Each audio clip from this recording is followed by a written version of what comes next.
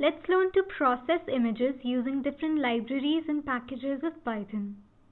First, let's change the current working directory to Documents. Import image.io. Make it read the image fox.jpg.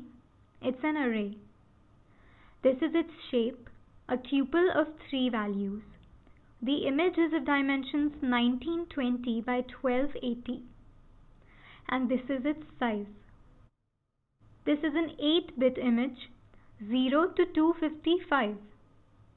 Let's save a version of this image in grayscale. This got saved, it's in grayscale. And let's import pyplot from matplotlib as plt. This is the image, this is a picture of a fox. A raw file is a collection of unprocessed data. This code creates a raw file on our machine and calls it demo. Now let's import NumPy. We'll create 7 images with random noise, and we have them in this folder. We can manipulate the image to perform bilinear interpolation and nearest neighbor interpolation. And we can use the contour method from MISC in SciPy to draw contour lines on this image of a raccoon. Let's try some basic manipulation. F1 is an array, so we can modify some values in it. We get the shape of the image, create a mesh grid and get a mask value, for which we set the array's value to 0.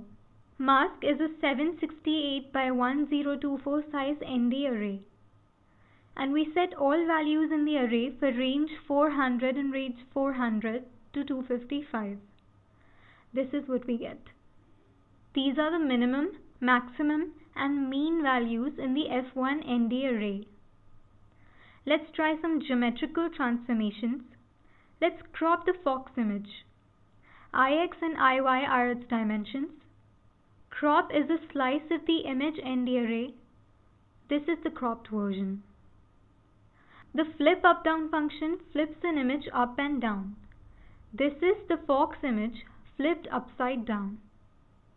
Let's borrow ND image from SciPy and rotate this image by 45 degrees anti-clockwise. And if you'd like to rotate it without reshaping it to let all of it be visible, you can set reshape to false.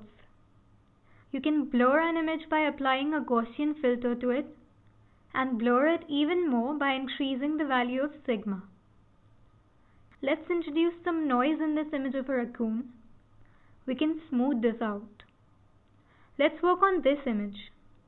This is a noisy image, and this is after applying the median filter on this noisy image. This is an image rotated, and this is after applying the Gaussian filter on it. We can also apply a Sobel filter on the x-axis.